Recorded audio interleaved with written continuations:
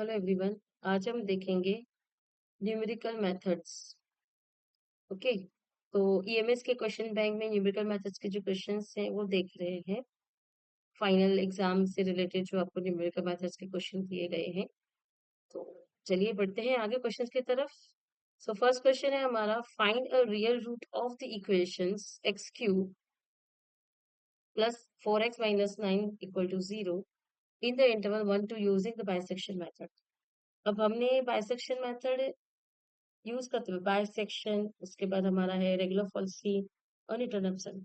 पहले हम लोग क्या करते हैं, इंटरमीडिएट वैल्यू थ्योरम यूज करते हैं। इंटरमीडिएट वैल्यू थ्योरम मतलब कि ये जो ग्राफ है, ठीक है, ये जहाँ पे एक्स को इंटरसेक्ट कर रहा है, इसके एक इंटरवल फाइंड करते हैं ए बी, जिसमें क्या होता है, ए के लिए, ए और एफ बी के लिए फंक्शन की वैल्यू जो है एफ फंक्शन डिसाइड करते हैं हम। F of x equal to 0 ये कर्व दिया गया है, जिसकी हमें रूट अप्रोक्सीमेट करनी है, रूट फाइंड आउट करना है अप्रोक्सीमेशन मेथड से।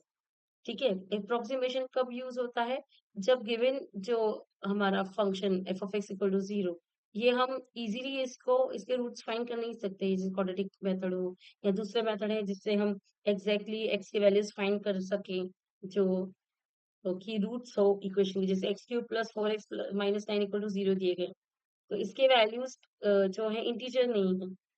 ठीक है, या फिर इसको हम डायरेक्टली किसी वे से फैक्टराइज करके और एक्स के वैल्यूज फाइंड आउट कर सकें, ऐसा हम नहीं कर पा रहे हैं। तो इस तरह के क्वेश्चंस के लिए हमें ये मेथड्स जो हमारे अप्रोक्सीमेशन मेथड्स है वो यूज कर रहे हैं। सो ये अप्रोक्सीमेशन मेथड्स कब यूज करते हैं, जब हमें रूट्स जो है नोन मेथड से नहीं मिलता है, एग्जैक्ट वैल्यू मिलना ही मुश्किल है, तो हम अप्रोक्सीमेशन का से काम चला लेते हैं। और अप्रोक्सीमेशन में एक आता है बाइसेक्शन मेथड, जिसे हम अभी देख रहे हैं। दूसरा मेथड आता है रेगुलर फॉल्सी मेथड, ठीक है, और तीसरा आता है न्यूटन रैप्सन मेथड।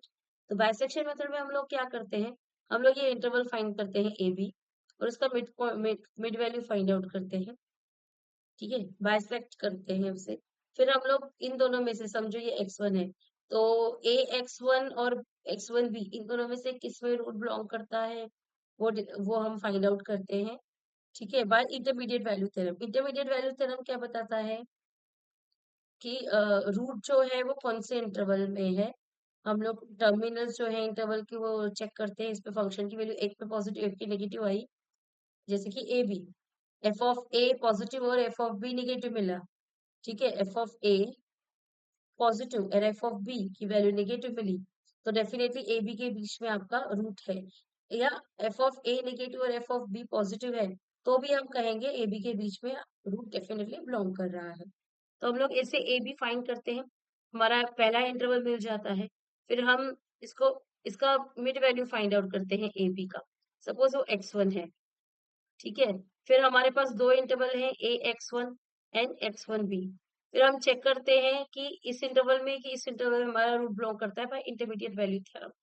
ठीक है, फिर हम उसका बाइसेक्शन करते हैं। सपोज करो ए एक्स वन में बिलोंग करता है तो इसका बाइसेक्शन करेंगे, नेक्स्ट अप्रोक्सीमेशन फाइंड करेंगे।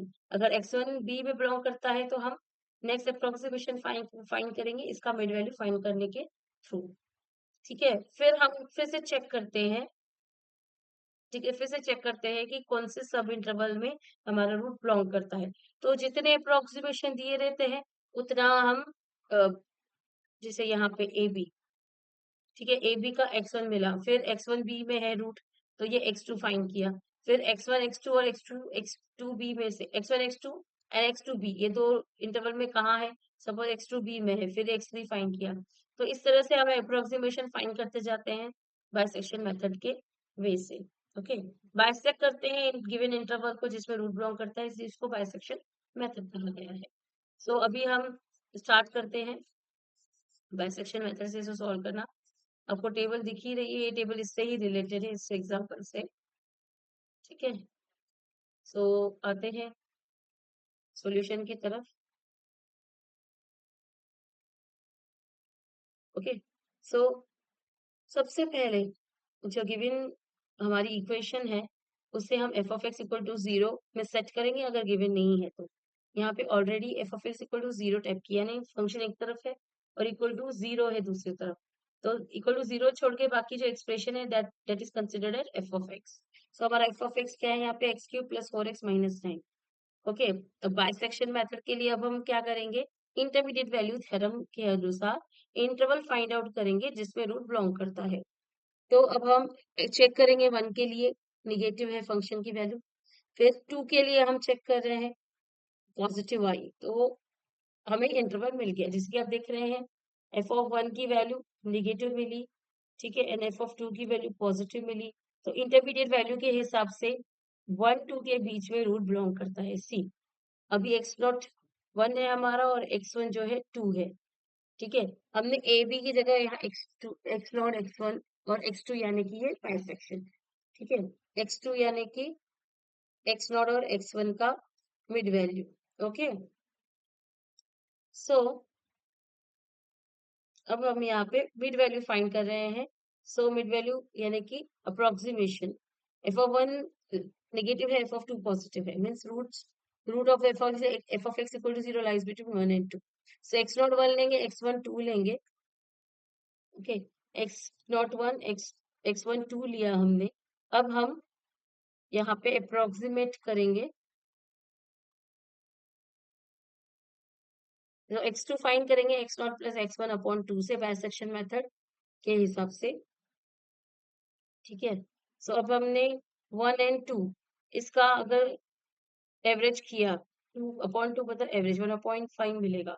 फिर 1.5 की वैल्यू चेक की, ठीक है, यानी कि 1.5 की वैल्यू चेक करना, यानी 1.5 फंक्शन में सब्स्टिट्यूट करेंगे, 1.5 bracket Q plus 4 into 1.5 minus 9। अगर इसे कैलकुलेट किया तो इसका आंसर क्या मिल रहा है, 0.375 यानी पॉजिटिव, ठीक है। ये हमारा 1 है, ये हमारा 2 है, ये 1.5 है, ठीक है। एफ ऑफ 1 हमें क्या मिला, नेगेटिव, एफ ऑफ 2 हमें क्या मिला, पॉजिटिव। अब हम एफ ऑफ 1.5 फाइंड आउट कर रहे हैं, क्या मिलेगा, तो पॉजिटिव मिला। तो रूट किसके बीच में बिलोंग करेगा, जिन दो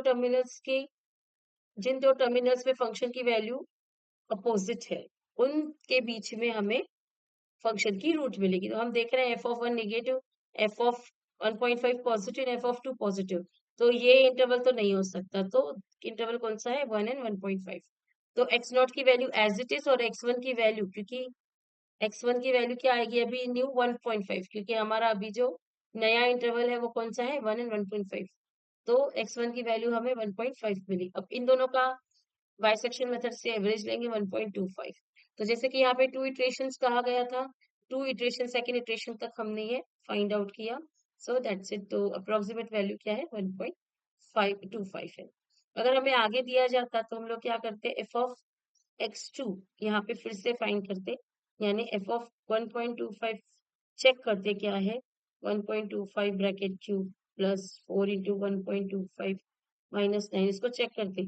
अगर ये पॉजिटिव होता, ठीक है, ये 1, ये 1.5 और ये 2, तो अभी हमने 1.25 यानी कि ये 1.25, तो हमें चेक करना था एफ ऑफ 1 निगेटिव है, एफ ऑफ 1.5 पॉजिटिव है, एफ ऑफ 1.525। अगर ये पॉजिटिव मिलता तो नया जो इंटरवल था वो 1 to 1.5 होता, और अगर ये निगेटिव मिलता तो नया इंटरवल जो था वो ये होता 1.25 to 1.5। इस तरह से थर्ड इटरेशन की तरफ जा सकते थे। ओके, तो आपको क्या करना है, बाइसेक्शन मेथड के लिए आपको इंटरमीडिएट वैल्यू के हिसाब से इंटरवल फाइंड करनी है जिसमें रूट बिलोंग करता है। आपकी गिवन इक्वेशन जो है F of x equal to 0 type की होनी चाहिए, इसमें आप एफ ऑफ एक्स जो है आइडेंटिफाई करके सेट करो, उसके बाद आप फंक्शन की वैल्यू चेक करो 0 1 2 3 के लिए। तो आपको जिन दो कॉन्जिक्यूटिव वैल्यूज के लिए फंक्शन की वैल्यू नेगेटिव और देन पॉजिटिव मिलती है, या पॉजिटिव एंड देन नेगेटिव मिलती है, यानी अपोजिट साइंस मिलते हैं, तो आप लोगों को ये समझ में आना चाहिए कि जो हमारा रूट है उन दो कॉन्जिक्यूटिव इंटीजर वैल्यूज के बीच में है, जैसे यहाँ 1 2 के लिए देखा हमने।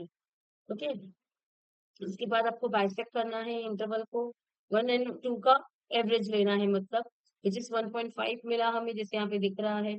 फिर हमने 1.5 पे चेक किया, फंक्शन की वैल्यू पॉजिटिव है। तो पहले किसके लिए पॉजिटिव थी? x1 के लिए, तो अभी वो x1 की जगह लेगा। नया जो हमारा अप्रोक्सीमेशन रूट है तो x1 की जगह लेगा, और पुराना 1 जो है एज इट इज x0 की जगह आएगा, क्योंकि हमारा नया इंटरवल 1.5 है। फिर इसका एवरेज होगा 1.25, यानी बाइसेक्शन मेथड से।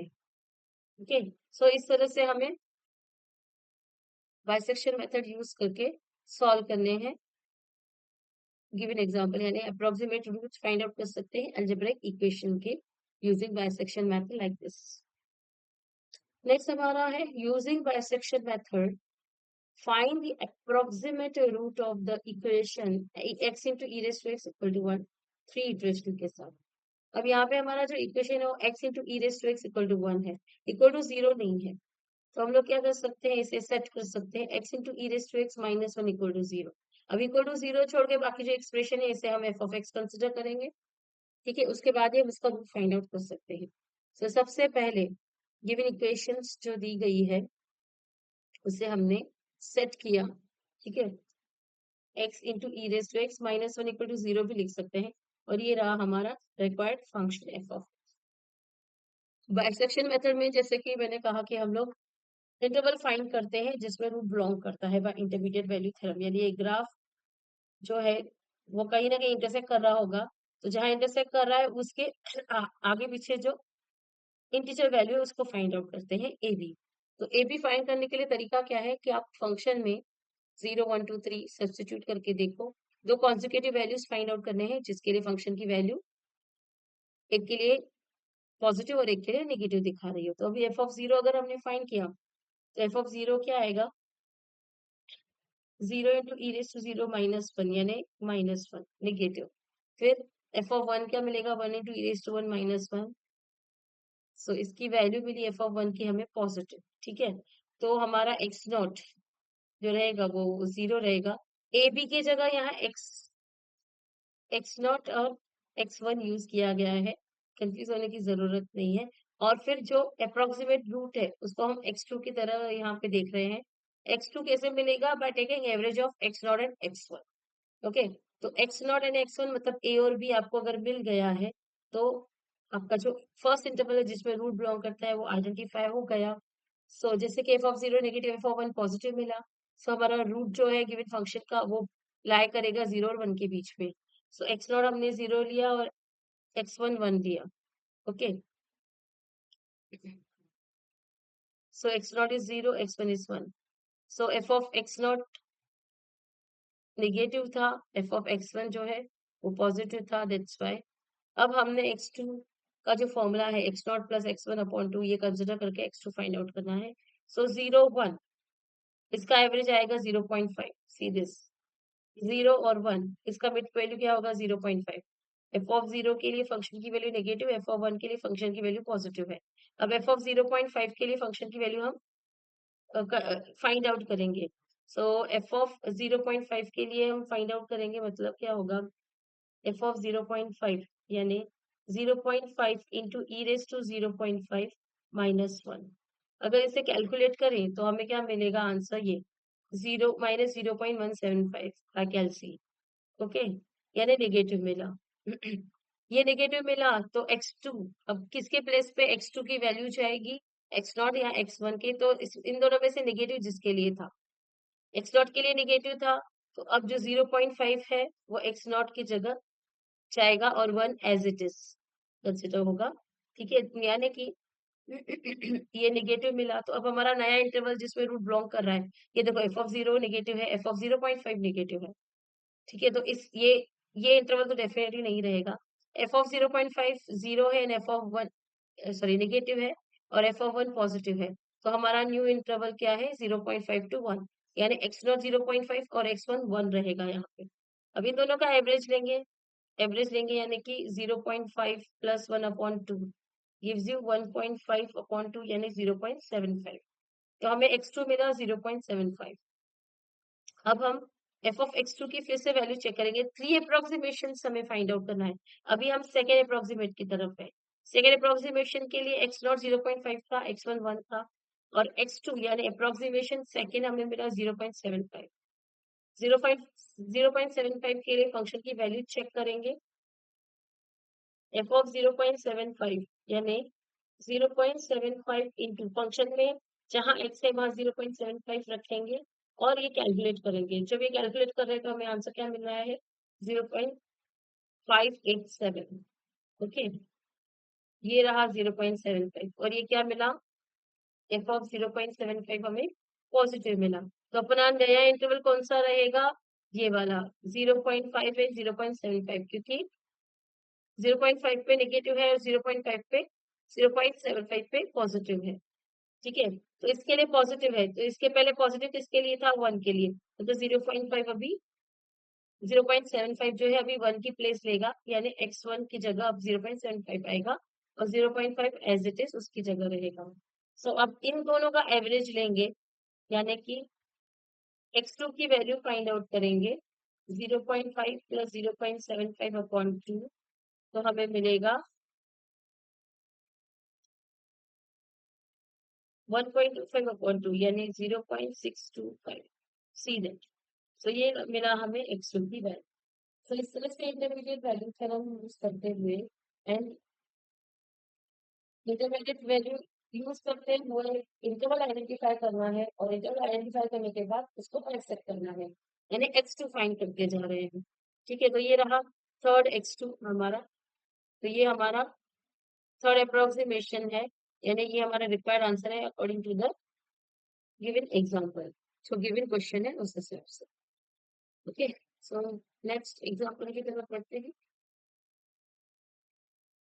Find the roots of the equation x cube minus nx plus 1 equal to 0, which lies between 2 and 3. Lies between 2 and 3 using the regular Falsy method. So forming the three equations. Regular Falsy method और इसमें difference क्या है? Bisection में दोनों को करना वही है, अप्रोक्सीमेट ही करना है, बट डिफरेंस क्या है? हम यहाँ पे बाइसेक्शन मेथड में क्या करते हैं? इंटरवल फाइंड करते हैं, फिर उसका मिड वैल्यू फाइंड करते जाते हैं, फिर इंटरवल फाइंड करते हैं, दोनों में से कौन सा आएगा, फिर उसका मिड वैल्यू फाइंड करते हैं।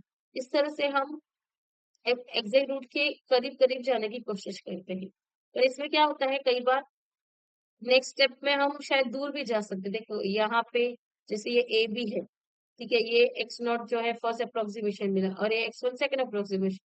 तो एक्स नॉट जो है वो ज्यादा करीब है रूट के और एक्स वन जो है वो थोड़ा दूर हो गया है।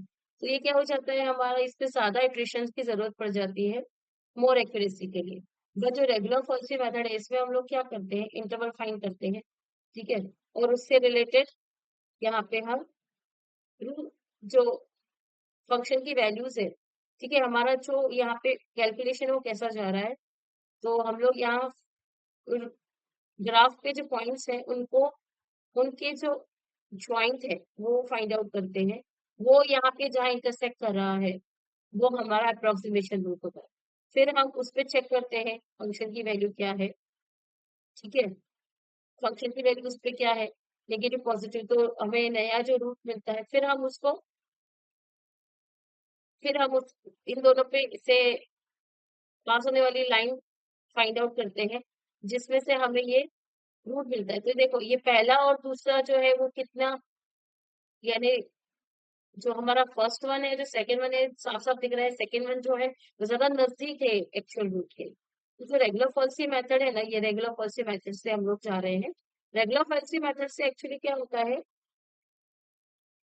हम लोग यहाँ जो रूट फाइंड करते हैं अप्रोक्सीमेशन, जैसे जैसे ज्यादा होते हैं वैसे वैसे एक्यूरेसी बढ़ती है। लेकिन बाइसेक्शन मेथड में जैसे जैसे हम लोग इटरेशन बढ़ाते हैं जरूरी नहीं है एक्यूरेसी बढ़े, इसमें बहुत ज्यादा इटरेशन लगते हैं एक्यूरेसी एग्जैक्ट एक्यूरेसी बढ़ाने के लिए। ठीक है, और रेगुलर फॉल्सी मेथड में हम लोग जितना ज्यादा इटरेशन लेते हैं उतना एक्यूरेसी और फाइन होती है, ऐसे बाइसेक्शन में नहीं होता है। Okay, so regular Falsy method is more accurate than bisection method.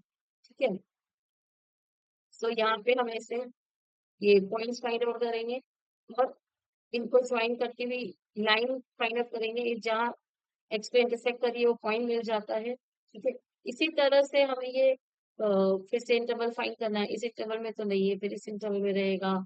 इस तरह से करते हुए हम एक्यूरेसी मोर एक्यूरेसी के साथ रेगुलर पॉलिसी मेथड रन करता है। तो अगर हमें बाइसेक्शन और रेगुलर पॉलिसी में से कोई एक चुनना है कि कौन सा बेटर है, तो definitely regular policy method bisection से बेटर है। ठीक है, ये मोर एक्यूरेट आंसर देता है। सो हम बढ़ते हैं आगे इसको सॉल्व करते हुए। हम लोग बाइसेक्शन में क्या करते हैं कि हम हमारा जो फॉर्मूला है वो क्या है, x2 equal to x nought plus x1/2 है। बट ऐसा इसमें नहीं है, यहाँ पे x2 क्या रहेगा, x not F of x1 minus x1 F of x0 upon F of x1 minus f of x0। ये फॉर्मूला है जिससे हम ये फाइंड करते हैं कि जो हमने ये ड्रॉ किया था लाइन, ठीक है। सपोज ये x0 है और ये x1 है, तो x2 कैसे मिलेगा, ये एफ ऑफ ये x0 एफ ऑफ x0 है, और ये यहाँ पे ग्राफ पे x1 एफ ऑफ x1 है। ये दोनों जब ज्वाइन करते हैं तो ये पॉइंट जो मिलता है उसके लिए ये x2 जो मिल रहा है उसके लिए ये फॉर्मूला है। इस तरह से हम x2 फाइंड कर सकते हैं। ये हमारा क्या कहते हैं, सेक्शन के जो फॉर्मूलीज थे ना, मतलब आप लोग जो डिवाइड कोई भी फॉर्म 1/2 में, या इस तरह से हमारा एक फॉर्मूला था कि x2 फाइंड करना है जो x1 x0 और x1 के बीच में है, मिड वैल्यू है, या लाइन पे प्रेजेंट है कोई एक पॉइंट जो गिवन लाइन को ms2n में डिवाइड करता है। इस फॉर्मूले से ऑब्टेन किया गया है ये फॉर्मूला। ओके, सो हम इसे अब हम इसे इरेज करते हैं और फाइनली जाते हैं सॉल्व करने के लिए।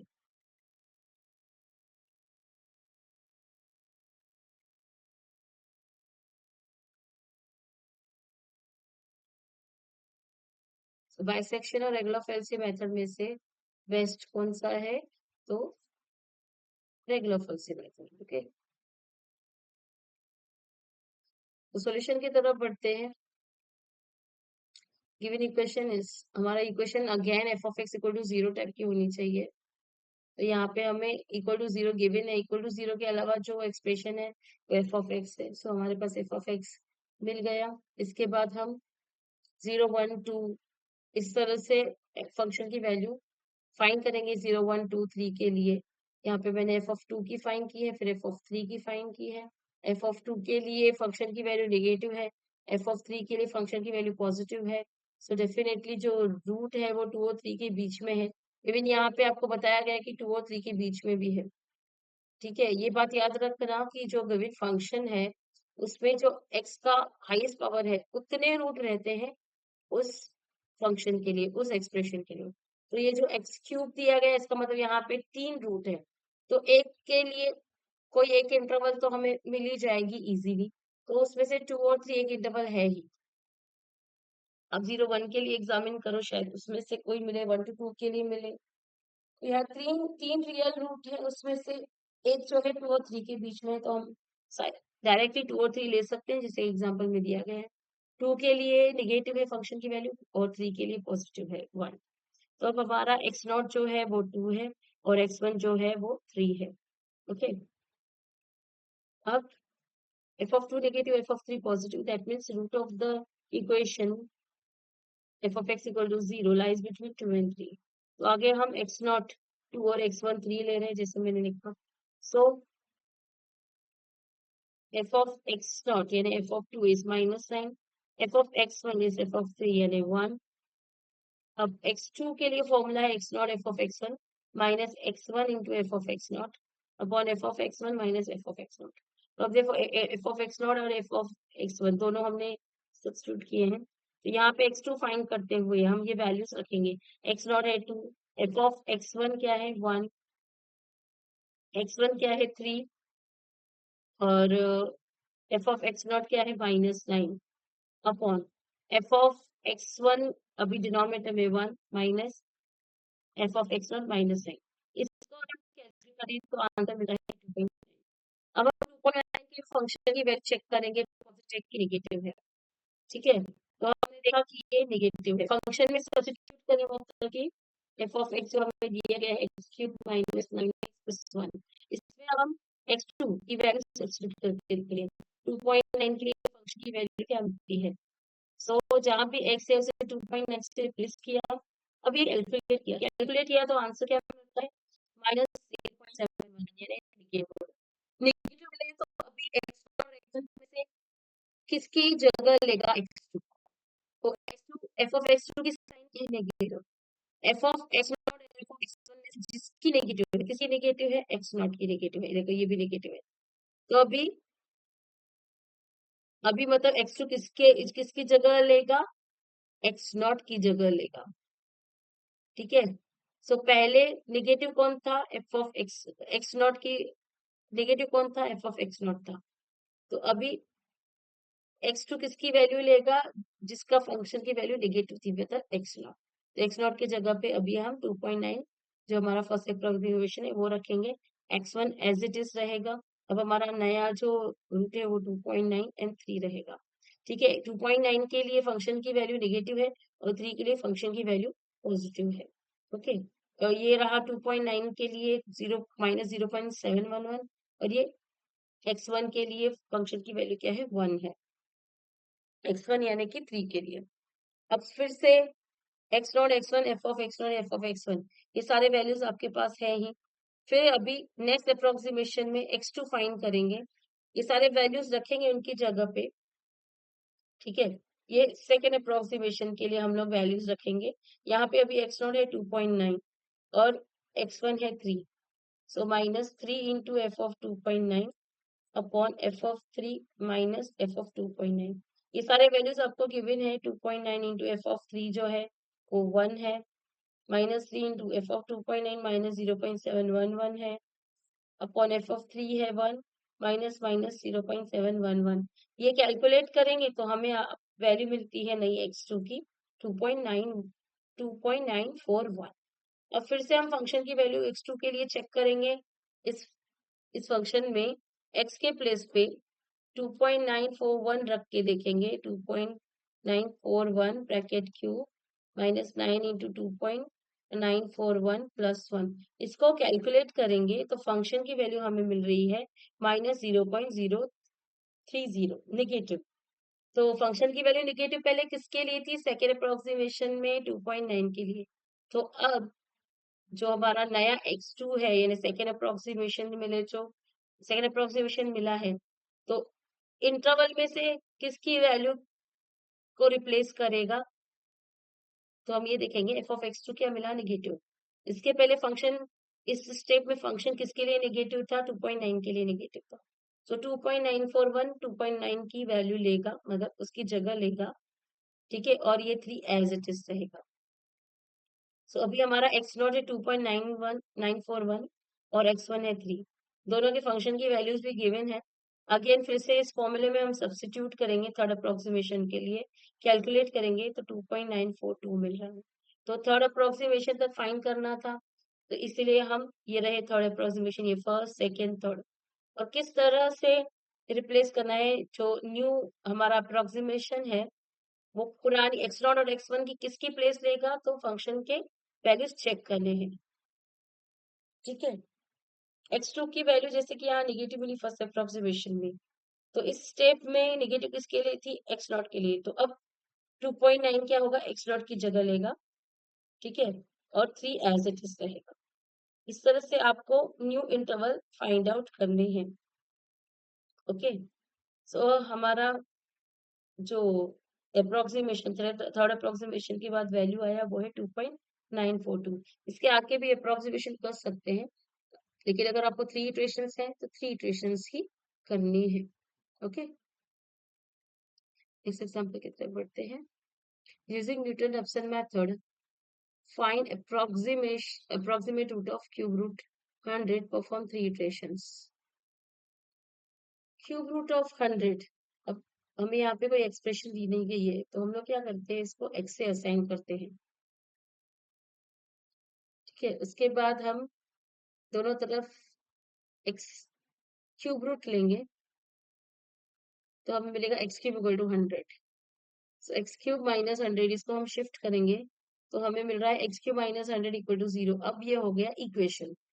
अब इक्वल टू 0 छोड़ के बाकी जो है वो हमारा एफ ऑफ एक्स है। तो हमारा यहाँ पे एफ ऑफ एक्स क्या है, एक्स क्यूब माइनस 100 है।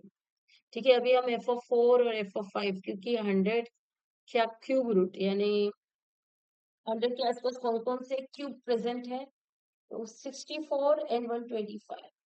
64 क्यूब है 4 का, और मतलब 125 क्यूब है 5 का, मतलब 4 और 5 के बीच में डेफिनेटली रहेगा। इस लॉजिक से 4 और 5 से स्टार्ट किया, अगर आपको नहीं समझ में आए तो आप 0 से स्टार्ट कर सकते हैं।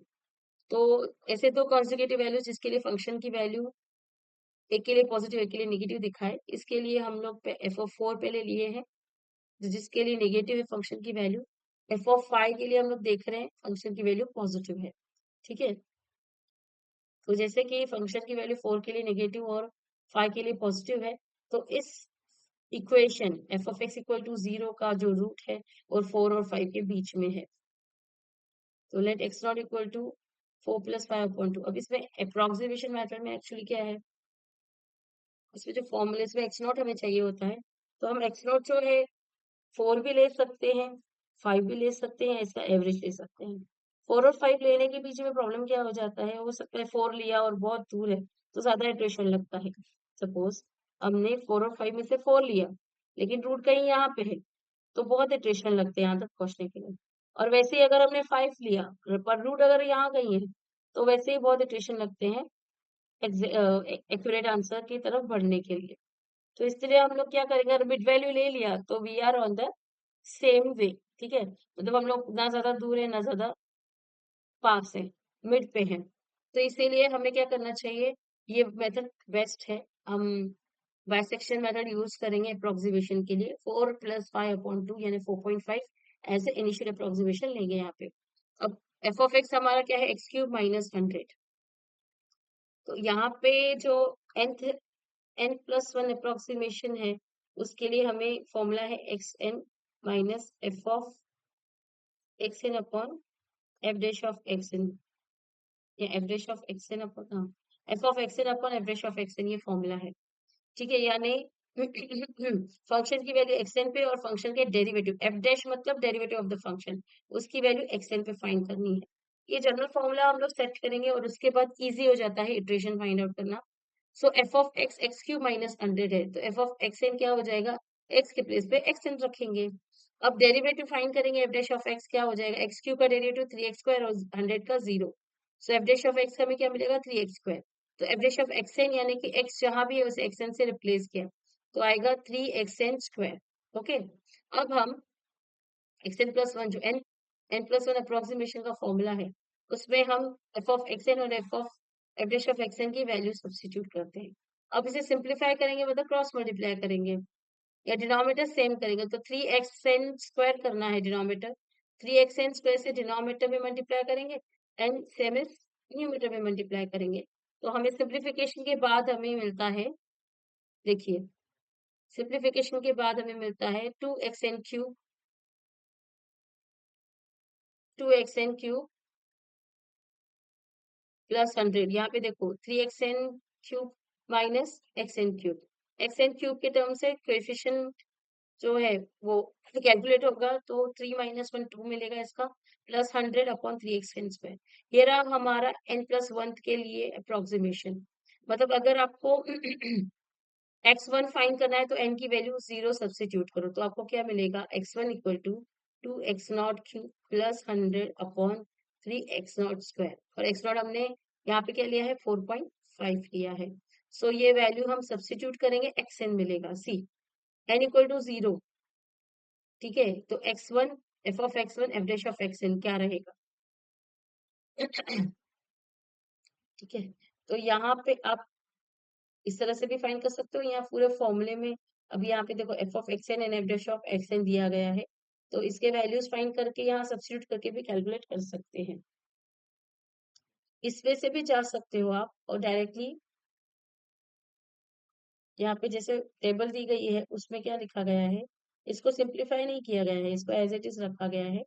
फिर अभी x1 के लिए क्या होगा, x0 minus f of x0 upon f dash of x0। तो x0 यानी क्या है, 4.5। फिर फंक्शन की वैल्यू 4.5 पे फाइंड आउट की एंड फंक्शन की डेरिवेटिव की वैल्यू 4.5 पे फाइंड आउट की, और ये सारे वैल्यूज यहाँ पे सब्स्टिट्यूट किए तो x1 मिला हमें 4.646। ओके, फिर हमारा जो फर्स्ट अप्रोक्सीमेशन मिल गया, अब फर्स्ट अप्रोक्सीमेशन पे हम फंक्शन की वैल्यू फाइंड आउट करेंगे, यानी x इक्वल टू 4.646 पे फंक्शन की वैल्यू फाइंड करेंगे और उसके डेरिवेटिव की वैल्यू फाइंड करेंगे और इस फॉर्मूले में सब्स्टिट्यूट करेंगे। ठीक है, f dash of x1 second approximation मिल जाएगा विच इज 4.641। फिर ये सेकेंड अप्रोक्सीमेशन हमें मिल गया तो इस पे फंक्शन की वैल्यू और उससे डेरिवेटिव की वैल्यू फाइंड आउट करेंगे, और फिर थर्ड अप्रोक्सीमेशन का फॉर्मूला क्या रहेगा, x2 minus f of x2 upon f dash of x2। तो ये दोनों हम फाइंड कर चुके, ये रहा एफ ऑफ x2 और ये रहा एफ डैश ऑफ x2 और ये x2। ये तीनों वैल्यूज इस फॉर्मूले में सब्स्टिट्यूट करेंगे, कैलकुलेट करेंगे तो हमें थर्ड इटरेशन जो है वो मिल रहा है 4.641। सो हमारा जो अप्रोक्सीमेशन रूट है न्यूटन-रेफसन मेथड से 4.641 है, और ये है क्यूब रूट ऑफ 100 का अप्रोक्सीमेट वैल्यू। ओके, सो यहाँ पे आप दो वे से कर सकते हो जो मैंने पहले बताया, जो मतलब यहाँ पे ये दिख रहा है फॉर्मूला, इसके थ्रू भी जा सकते हो या फिर आप सिर्फ इस फॉर्मूले के थ्रू भी जा सकते हो। टेबल के हिसाब से ये फॉर्मूले के थ्रू गया है ये प्रॉब्लम। ओके, इसमें हमने x1 x2 x3 ये सब अप्रोक्सीमेशन फाइंड आउट किए हैं। x1 के लिए x0 यूज किया है तो x0 पे फंक्शन की वैल्यू, फंक्शन के डेरिवेटिव की वैल्यू फाइंड किए इस स्टेप में। ओके, फिर x1 मिला हमें, ये x1 है। फिर हमने ये x1 हमें मिल गया तो हमने f ऑफ x1 फाइंड किया, f dash of x1 find किया, फंक्शन की वैल्यू सब्स्टिट्यूट की x2 मिला। फिर x2 की वैल्यू यहाँ पे आई, x2 की वैल्यू हमें मिल गई। फिर हमने f ऑफ x2 की वैल्यू फाइंड की, f of x dash of x2 की वैल्यू फाइंड की, फंक्शन में सब्स्टिट्यूट की और कैलकुलेट किया तो हमें मिला ये x3 थर्ड अप्रोक्सीमेशन। ओके, सो जब भी आपको कोई ऐसा अप्रोक्सीमेट फाइंड आउट करने के लिए ऐसा एग्जांपल दिया जाए जो इक्वेशन नहीं है तो आपको सो इक्वेशन कैसे फाइंड आउट करना है, क्यूब रूट ऑफ 100 है तो x से असाइन किया हमने। अगर सपोज स्क्वायर रूट ऑफ 20 दिया रहता तो उसे x से असाइन करते, taking square on both the side x square minus 20 equal to 0। फिर ये रहा f ऑफ x, और फिर हम root find out, sorry interval find करते हैं जिसमें ये रूट, इसका रूट बिलोंग करता है by intermediate value theorem. Okay, so next page की तरफ जाते हैं। Next problem is solve the following using solve equation by Jacobi method performing 3 iterations. Jacobi method जो है वो साइमल्टेनियस इक्वेशन सॉल्व करने के लिए यूज होता है। ठीक है, जैकोबी मेथड में हम लोग अप्रोक्सीमेट रूट फाइंड आउट करते हैं साइमल्टेनियस इक्वेशंस की। 3 इक्वेशन है, 3 वेरिएबल दिए गए हैं, एक्स वाई जेड यहाँ पे वेरिएबल है और ये 3 इक्वेशंस आपको दिख रहे हैं दिए गए हैं।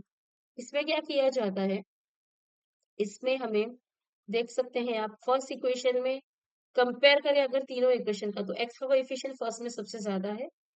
ठीक है, और अगर y के कोएफिशिएंट्स कंपेयर करें तीनों में तो सेकंड में y का कोएफिशिएंट सबसे ज्यादा है, और तीनों में अगर z का कोएफिशिएंट कंपेयर करें तो थर्ड इक्वेशन में सबसे ज्यादा है। ठीक है, इससे बहुत रेयर रहता है कि हम कंफ्यूज हो कि किसमें ज्यादा है, या फिर एक ही इक्वेशन में दोनों के ज्यादा हो, ऐसे बहुत कम एक्सप्रेशन या बहुत कम रहेंगे इस लेवल के क्वेश्चन, भी नहीं दिए जाते हैं। तो आपको कभी भी जैकोबी और गॉस सिडल मेथड यूज करना है तो आपको ऑलवेज पहले आइडेंटिफाई करना है कौन सी इक्वेशन में किस वेरिएबल का कोएफिशिएंट सबसे ज्यादा है, ताकि हम उस इक्वेशन में से उसके लिए इक्विवेलेंट इक्वेशन फाइंड आउट कर सकें। तो हमारे गिवन इक्वेशंस हैं, फर्स्ट ये है, इसमें से क्योंकि ये फर्स्ट इक्वेशन में एक्स का कोएफिशिएंट सबसे ज्यादा है कंपैरेटिवली, तो हम क्या करेंगे बाकी के टर्म्स उस तरफ लेके जाएंगे सी दिस, और फिर सिर्फ x की एक्सप्रेशन फाइंड आउट करेंगे फ्रॉम दिस। तो हमने 5 से थ्रू डिवाइड किया तो हमें ये रही x की इक्वेशन। फिर वैसे ही सेकेंड इक्वेशन में y का कोएफिशिएंट सबसे ज्यादा है तो बाकी के टर्म्स जो है हम इस तरफ शिफ्ट करेंगे, तो 4y equal to 15 minus x minus 2z मिला। अब 4 से थ्रू डिवाइड करेंगे तो ये रही y की एक्सप्रेशन। ठीक है, और जो थर्ड इक्वेशन है, ठीक है, इसमें z का कोएफिशिएंट सबसे ज्यादा है तो बाकी के जो टर्म्स है उसे शिफ्ट करेंगे on that side. 5z equal to 20 minus x minus 2y मिला, z equal to 20 minus x minus 2y upon 5 through 5 से डिवाइड किया। तो इस तरह से जिस इक्वेशन में कंपैरेटिवली एक इक्वेशन में आपको क्या मिलेगा, एक्स का कोएफिशिएंट सबसे ज्यादा, उसके अलावा किसी और इक्वेशन में वाई का, और उसको छोड़ के बाकी की जो एक इक्वेशन है उसमें जेड का कोएफिशिएंट सबसे ज्यादा होगा। सो उसमें से ही हमें इस तरह से, जिसमें एक्स का कोएफिशिएंट सबसे ज्यादा है उसके लिए उसमें से एक्स की एक्सप्रेशन, वाई का कोएफिशिएंट जहां सबसे ज्यादा है उसमें से वाई का इक्वेशन, और जेड का कोएफिशिएंट सबसे ज्यादा जिस इक्वेशन में उसमें से जेड का इक्वेशन फाइंड आउट करेंगे। अब इनिशियल अप्रोक्सीमेशन हम लोग कंसिडर करेंगे, x equal to zero, y equal to zero, z equal to zero.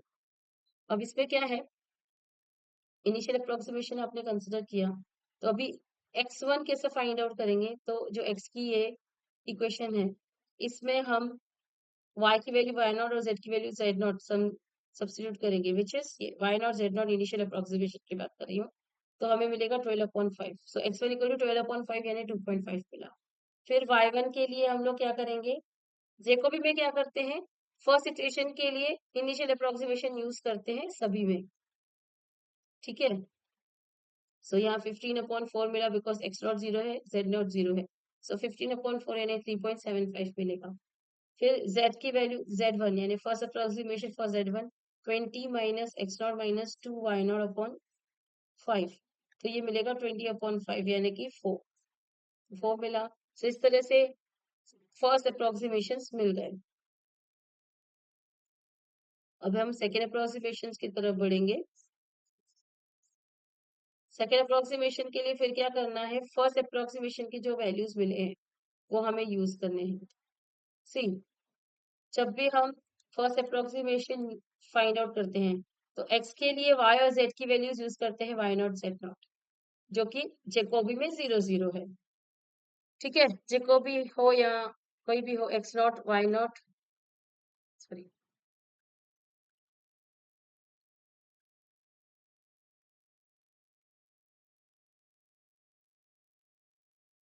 जेकोबी में एक्स नॉट वाई नॉट और जेड नॉट इनिशियल अप्रोक्सीमेशन की तरह लेते हैं, जो 0 लेते हैं, अगर गिवन नहीं हो तो, गिवन हो तो जो गिवन है वैसा लेना है। तो x1 फाइंड करते हुए वाई नॉट जेड नॉट की वैल्यूज यूज होंगे, जैसे कि यहाँ पे दिख रहा है x की वैल्यू, x का जो एक्सप्रेशन है in terms of y and z है, तो y की और z की इनिशियल अप्रोक्सीमेशन अगर यूज करेंगे तो फर्स्ट अप्रोक्सीमेशन x1 मिलेगा। y1 के लिए x नॉट जेड नॉट की वैल्यू 0 0 यूज करते हैं, जैसे कि आपको दिख रहा है x और z में एक्सप्रेशन है y की, और z1 के लिए हम लोग x नॉट y नॉट की यानी 0 0, x not 0 y not 0 use करते हैं। फिर x2 के लिए हम लोग क्या यूज करेंगे, y की और z की वैल्यू की जरूरत है तो इनिशियल फर्स्ट अप्रोक्सीमेशन यूज करेंगे सेकंड के लिए, और y2 के लिए हम लोग यूज करेंगे x x1 एंड z1, क्योंकि हमें y2 के लिए x और z की वैल्यूज चाहिए।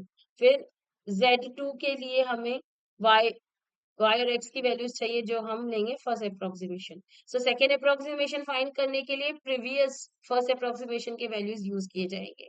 फिर थर्ड अप्रोक्सीमेशन अगर फाइंड करना है तो x3 के लिए y और z की कौन सी वैल्यू, सेकेंड अप्रोक्सीमेशन की वैल्यूज लेंगे, ठीक है। फिर y3 के लिए कौन सी वैल्यूज लेंगे, x और z की कौन सी वैल्यू लेंगे, सेकेंड अप्रोक्सीमेशन की वैल्यू सब्स्टिट्यूट करेंगे, और z3 के लिए हम लोग यूज करेंगे x की और y की कौन सी वैल्यू, सेकेंड अप्रोक्सीमेशन। तो यहाँ पे हम लोग क्या कर रहे हैं, प्रीवियस अप्रोक्सीमेशन की वैल्यू, जैसे फर्स्ट इटरेशन के लिए हम लोग इनिशियल अप्रोक्सीमेशन यूज कर रहे हैं, सेकंड के लिए फर्स्ट अप्रोक्सीमेशन की वैल्यू यूज कर रहे हैं, और थर्ड के लिए सेकंड अप्रोक्सीमेशन की वैल्यूज यूज कर रहे हैं to find the third approximation, ठीक है।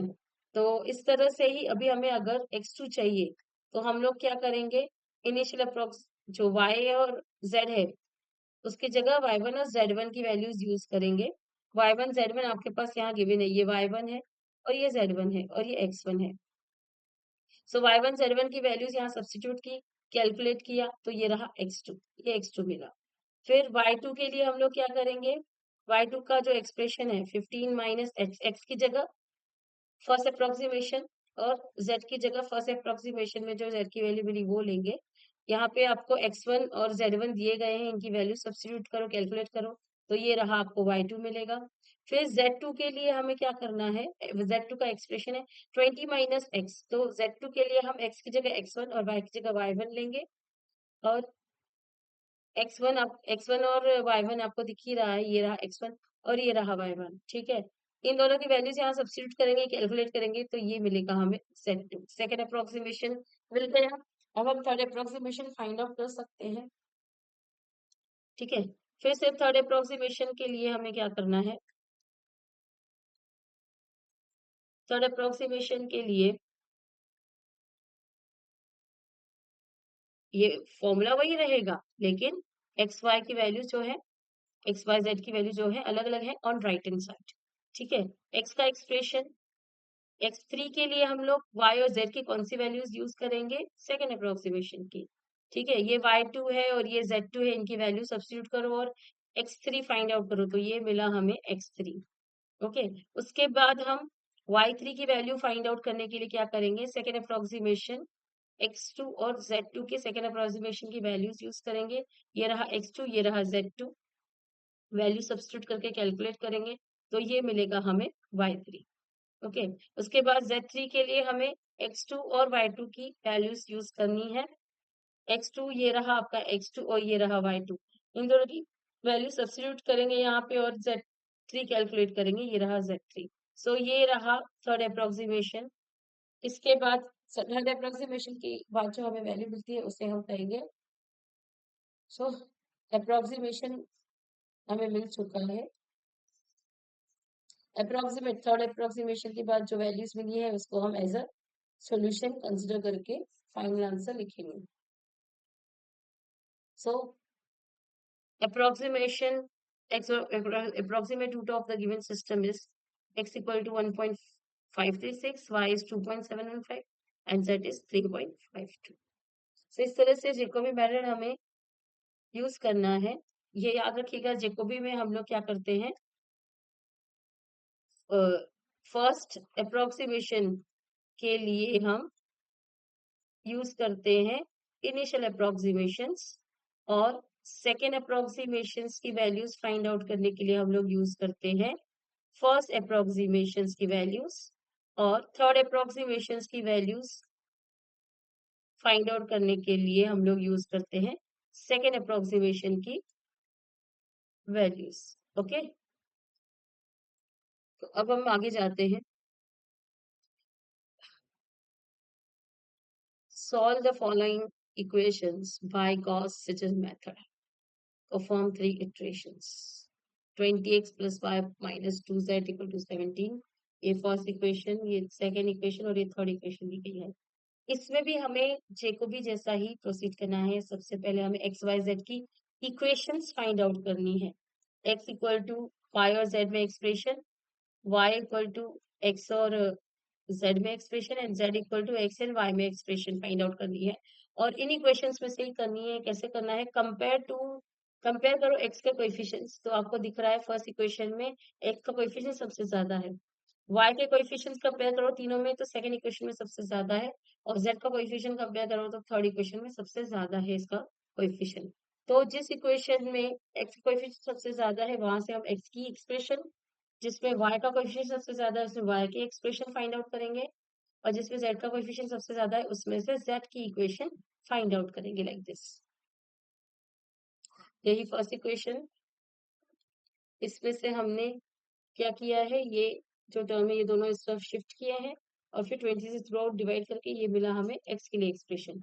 वैसे ही ये हमारा सेकेंड इक्वेशन है जिसमें y का कोएफिशिएंट सबसे ज्यादा है, सो हम x और z की टर्म्स को इस तरफ शिफ्ट करेंगे और 20 से थ्रू आउट डिवाइड करेंगे, तो हमें y का एक्सप्रेशन मिला, ये रहा इक्वेशन 2 में। फिर हम थर्ड इक्वेशन ले रहे हैं, इसमें z का इक्वेशन सबसे ज्यादा है, सो एक्स और वाई के टर्म्स उस तरह शिफ्ट किए और 20 से डिवाइड किया, इस तरह से हमें थर्ड इक्वेशन मिला। इनिशियल अप्रोक्सीमेशन y और z के 0 लेने हैं। अब इसमें प्रॉब्लम इस पे क्या है, जेकोबी में हम लोग क्या कर रहे थे, जेकोबी में हम लोग इनिशियल अप्रोक्सीमेशन ले रहे थे फर्स्ट अप्रोक्सीमेशन के लिए, लेकिन यहाँ पे कैसा है, सिर्फ x1 के लिए y और z के इनिशियल अप्रोक्सीमेशन लेने हैं, y1 के लिए प्रीवियस x की वैल्यू अभी अभी जो रिफ्रेश फाइंड की वो लेनी है, और z की जो एक ही वैल्यू है हमारे पास फिलहाल इनिशियल अप्रोक्सीमेशन वो लेंगे। और z1 के लिए x और y के अभी अभी वाले वैल्यूज, रिसेंट वाली वैल्यूज लेंगे। ठीक है, फिर x2 के लिए हम लोग क्या लेंगे, हमारे x2 के लिए y की और z की अभी अभी वैल्यू जो है वो x1 y1 z1 है। फिर y2 के लिए हम लोग रिसेंट x की वैल्यू है x2 और z की रिसेंट वैल्यू अभी जो हमारे पास है नई वैल्यू z1 है। फिर z2 के लिए हम y2 और x2 की अभी की वैल्यू है y2 x2 y2, ठीक है। और ये रहा सेकेंड अप्रोक्सीमेशन और ये रहा फर्स्ट अप्रोक्सीमेशन। फिर थर्ड अप्रोक्सीमेशन अगर फाइंड करना है तो x3 के लिए हम लोग रिसेंट y की और z की वैल्यू जो है y2 z2 है वो लेंगे, ठीक है। और y3 के लिए हमें z और x की वैल्यू चाहिए, x की रिसेंट वैल्यू x3 है और z की z2 है। और z3 के लिए रिसेंट वैल्यू है x और y की अभी अभी वाली y3 and x3, x3 and y3। अब इसमें अब दोनों में डिफरेंस क्या है कि जो जैकोबी मेथड है वो कंपैरेटिवली एक्यूरेट आंसर देने के लिए या फिर कहो एक्यूरेसी के लिए उसको बहुत इटरेशन लगेंगे, लेकिन जे गॉस सिडल मेथड जो है वो जैकोबी से फास्टर मेथड है। जिस तरह से हम अप्रोक्सीमेशन फाइंड कर रहे हैं, तो जहाँ पे हम फिफ्थ इटरेशन सिक्स इटरेशन में जो हमें वैल्यूज मिलते हैं जैकोबी में, वो हमें यहाँ पे थर्ड इटरेशन में ही मिल जाता है गॉस सिडल में। Means Gauss Seidel is faster method या फिर कहो कम इटरेशन में ज्यादा एक्यूरेसी मिलती है, इसीलिए यह मेथड बेटर मेथड है। अब हमें अगर हमें x1 फाइंड आउट करना है तो हमें x1 की एक्सप्रेशन क्या होगी 17 माइनस x1 के लिए क्या करना है y नॉट z नॉट की वैल्यूज यूज करनी है। y नॉट z नॉट अगर नहीं गिवन है तो डेफिनेटली 0 0 लेने हैं। तो अगर हम इसको 0 0 लेते हैं तो ये 17/20, तो इसकी वैल्यू क्या मिलेगी, ये रहा x1। ओके, अभी हमें फाइंड करना है y1। सो y1 की एक्सप्रेशन क्या रहेगी, y1 की एक्सप्रेशन -18 -3 x की रिसेंट वैल्यू यूज करनी है which is x1 plus z की जो अभी की वैल्यू है सिर्फ z0 है हमारे पास अपॉन 20। सो हम -18 -3 इंटू x1 की वैल्यू है 0.85 और z नॉट की वैल्यू है 0/20। इसको कैलकुलेट करेंगे तो हमें y1 की वैल्यू ये रही मिलेगी। फिर हम z1 कैलकुलेट करेंगे तो z1 का एक्सप्रेशन क्या है 25 माइनस 2x। तो यहाँ पे कौन सी है z1 के लिए कौन से यूज करने हैं, z1 के लिए हम लोग यूज करेंगे x1 y1 की वैल्यू जो रिसेंट x और y की वैल्यूज है। Okay, so 2x1 plus 3y1 upon 20। Okay, so 25 minus 2 into x1 की वैल्यू है 0.85 प्लस 3 इंटू y1 की वैल्यू है -1.025 275 अपॉन 20। इसको कैलकुलेट करेंगे तो ये मिलेगा हमें z1। ओके, अब हमें क्या करना है, x2 की वैल्यू फाइंड आउट करनी है, y2 की वैल्यू फाइंड आउट करनी है और x2 की वैल्यू,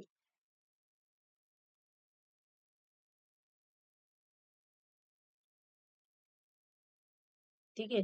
अब हमने क्या देखा था,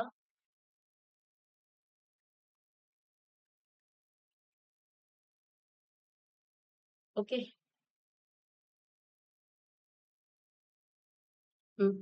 अब देखो x2 के लिए हमें क्या यूज करना है, recent value of y is what, expression तो वही है, y की जगह हमें रिसेंट वैल्यू y की y1 है और z की z1 है। ओके, सो ये दोनों वैल्यूज ये रहे y1 और z1, सब्स्टिट्यूट करेंगे और कैलकुलेट करेंगे और यहाँ पे हमें आंसर मिलेगा, ये रहा x2। ओके, वैसे ही यहाँ पे हमें y2 के लिए recent value of x2 x is x2 and z की z1 है।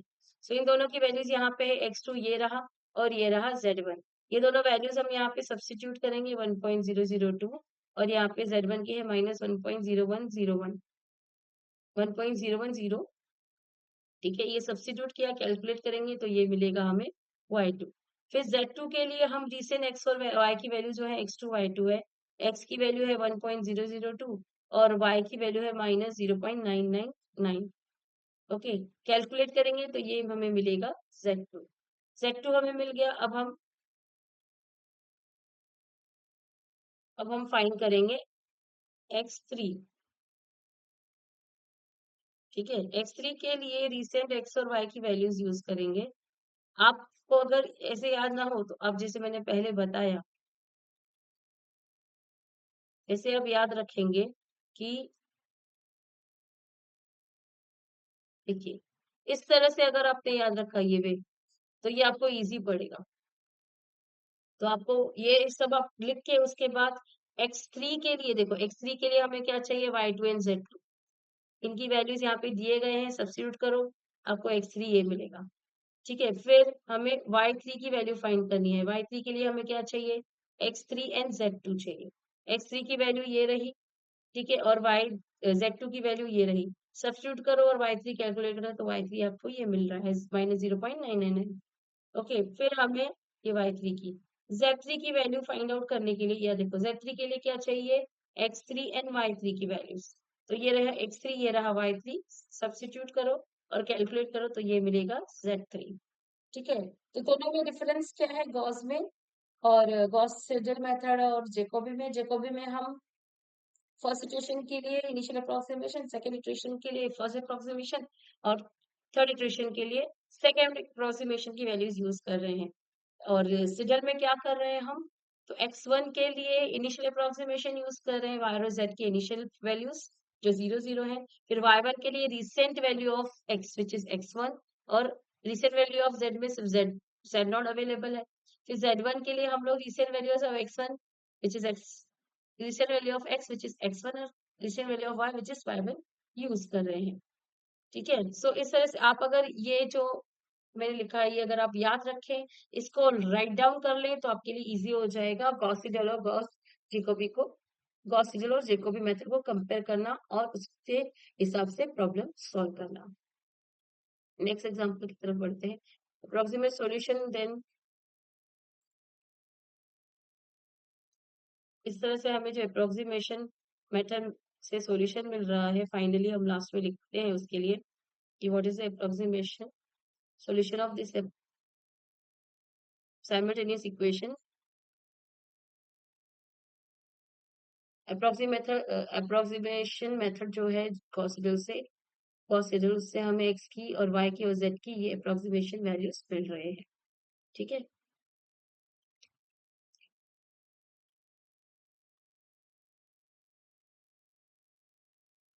Using Gauss elimination method solve the following systems.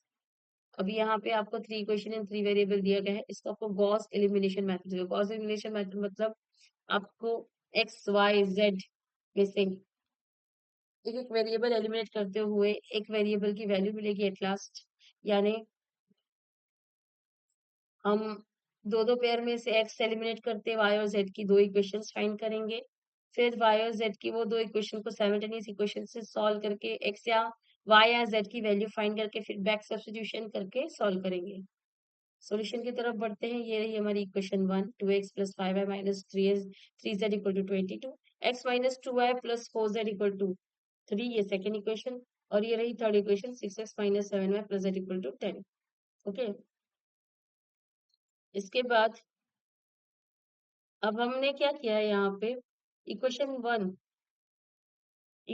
And 2 को हमने ऑब्जर्व किया, तो हमें दिख रहा है 1 के 2 में जो कोएफिशिएंट है x का वो 1 है और 1 में 2 है। तो हमने 2 को जो है 2 से थ्रू आउट मल्टीप्लाई कर दिया, तो हमें मिल रहा है, और उसमें उसमें से इक्वेशन 2 को 2 से मल्टीप्लाई करके इक्वेशन 1 उसमें से माइनस किया। तो ये रहा प्रोसीजर। ये रही equation 2 into 2, 2x - 4y + 8z = 6, ये रहा 2 इंटू 2। और फिर ये रही इक्वेशन 1, 2x + 5y - 3z = 22। अब जैसे कि दोनों का कोएफिशिएंट सेम है इसलिए माइनस कर रहे हैं। अगर कोएफिशिएंट सेम रह सॉरी कोएफिशिएंट नहीं, साइन सेम रहता है तो हम माइनस करते हैं। माइनस की वजह से यहाँ पे क्या हो जाएगा जो सेकंड इक्वेशन है उनके साइन चेंज हो जाएंगे, जो पॉजिटिव है वो नेगेटिव, जो नेगेटिव है वो पॉजिटिव हो जाएंगे। अब देखो 2x - 2x ये कैंसिल हो जाएगा, यह -4y और -5y आपको देगा -9y। ठीक है, और 8z और +3z आपको 11z देगा, 6 - 22 आपको देगा -16। सो सी दिस, ये इक्वेशन 4 मिला, y और z में हमें मिला। एलिमिनेशन मेथड यानी आपको वेरिएबल एलिमिनेट करते हुए सॉल्यूशन की तरफ बढ़ना है। तो इस तरह से हमने कोएफिशिएंट सेम करके एलिमिनेट किया x को फ्रॉम 1 एंड 2। अब 2 एंड 3 में से भी हम x को एलिमिनेट करके y और z में से दूसरी इक्वेशन फाइंड आउट करेंगे। सो हम अभी यहाँ पे क्या कंसिडर कर रहे हैं, इक्वेशन 2 एंड 3 से कंसिडर करते हैं। 2 को हम 6 से मल्टीप्लाई कर रहे हैं क्योंकि 3 में जो x का कोएफिशिएंट 6 है और 2 में हमारा इनिशियल कोएफिशिएंट क्या है, एक्चुअली ओरिजिनल 1 है। सो अब हम इक्वेशन 2 को 6 से थ्रू आउट मल्टीप्लाई करेंगे ऑन बोथ साइड, तो हमें क्या मिलेगा, 6x minus 12y plus 24 n equal to 18। और हमारा थर्ड इक्वेशन जो है वो ये है, 6x minus 7m plus z equal to 10। अब जैसे कि यहाँ पे कोएफिशिएंट्स जो है वो पॉजिटिव है, दोनों x क्या है, दोनों में पॉजिटिव है दोनों इक्वेशन में, तो इसलिए हम माइनस साइन लेंगे क्योंकि एलिमिनेट करने के लिए एक साइन पॉजिटिव नेगेटिव चाहिए। सो माइनस की वजह से सेकेंड इक्वेशन के सभी टर्म्स के साइन जो है चेंज हो जाएंगे, जिसका पॉजिटिव इसका नेगेटिव, जिसका नेगेटिव इसका पॉजिटिव। 6 माइनस 6x कैंसिल हो जाएगा, बाकी बचेगा -12 plus 7y gives you -5y। 24z minus z gives you -23z, 18 minus 10 gives you -8, like this. So this is our equation 5. अब इक्वेशन 4 और 5 जो है equation in y and z है, जिसको हम साइमल्टेनियसली सॉल्व करने के लिए कंसिडर कर सकते हैं। अब हम क्या कर रहे हैं, 4 और 5 को कंसिडर कर रहे हैं और उसमें हम इक्वेशन 5 को 4 से मल्टीप्लाई कर रहे हैं क्योंकि यहाँ पे कोएफिशिएंट दोनों के अलग अलग हैं। और इक्वेशन 5 को 9 से, सॉरी, इक्वेशन 5 को 9 से मल्टीप्लाई कर रहे हैं और 4 को 5 से मल्टीप्लाई कर रहे हैं, तो हमें क्या मिल रहा है यहाँ पे, ठीक है, 45 minus 45 minus 55, sorry plus 55 minus 5 से मल्टीप्लाई करें -16 को -18 मिलेगा, ठीक है। फिर यहाँ पे 9 से मल्टीप्लाई करें 5 को, तो हमें क्या मिलेगा, -45y प्लस 207z एंड यहाँ पे इक्वल टू 72। अब जैसे कि दोनों का साइन सेम है इसलिए हम माइनस साइन करेंगे, तो सेकेंड इक्वेशन के जो सभी टर्म्स हैं उनके साइन चेंज हो जाएंगे। 45 minus 45 plus 45y minus 45y cancels each other, 55 minus 207z, इसमें से हमें मिलेगा -52z इक्वल टू -80 एंड 72, क्योंकि माइनस साइन हो गया ना इसका भी। इक्वेशन जैसे कि हम माइनस कर रहे हैं तो इसका साइन भी माइनस हो गया, सो नेगेटिव नेगेटिव पॉजिटिव हो जाएगा, मतलब ऐड होगा, साइन माइनस आएगी। तो z की वैल्यू के लिए हम लोग थ्रू आउट -52 से डिवाइड करेंगे, तो z की वैल्यू हमें 1 मिली। अब हम z की वैल्यू जो है 4 और 5 में से किसी एक इक्वेशन में सब्सटीट्यूट कर रहे हैं, से इक्वेशन 5 में सब्सटीट्यूट कर रहे हैं, सो -5y plus 23z equal to 8, ये इक्वेशन है 5।